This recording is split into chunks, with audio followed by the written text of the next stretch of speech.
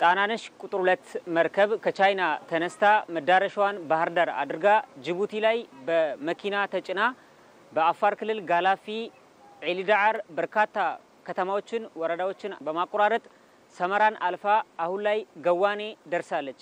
በተለይ በአፋር ክልል ጋላፊን ጨምሮ በርካታ ከተማዎችን በመታልፍበት ጊዜ የአካባቢው ማህበረሰብ እንዲሁም ከጅቡቲ ጀምሮ ሲያጅቧት የመጡ ፌደራል ፖሊሶች የክልሉ ፖሊስና ጸጥታ አካላት በጋራ ሆነው በተለይ ከተሞች ላይ የመብራትና የቴሌ መሰረተ ልማቶችን በማስተካከል መርከቧ በሰላም እንድታልፍ በጋራ ሲሰሩ ቆይቷል። ጉዞ አሪፍ ነው። እንደምታየው ቀላል የሚባል ጉዞ አይደለም። ብዙ አካላቶች ተባብረውናል። ስፔሻሊ ከጋላፊ ጀምሮኛ ከጋላፊ ነው የተቀበልናቸው። ከጋላፊ ጀምሮ የመብራት ኃይል፣ የቴሌኮም ቡድን፣ ፌደራል ፖሊስ፣ አፋር ኮሚሽነር፣ ትራፊኮች በጣም የሚገባውን ትብብር አድርገውልናል። ብዙ ተግዳሮቶች ችግሮች አሉ። በቃ ይሄ ከተማ መሀል የሚደረግ ሳይኖች መብራቶች በጣም ዝቅ ያሉ ናቸው።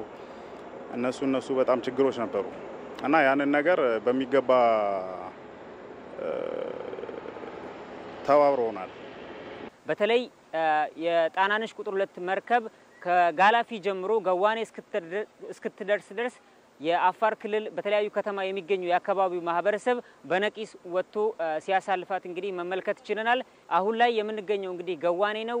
ጣናነሽ ቁጥር 2 መርከብ እንግዲህ እንደምትመለከቷት አሁን ላይ አዳሯን ገዋኔ ታርፍና በነገታው እንግዲህ ወደ ጉዞዋን ትጀምራለች። እንግዲህ ባህር ዳር መዳረሻዋ ነው። በቀን ምናልባት 35 ወይ 40 ኪሎ ሜትር ብንጓዝ ነው።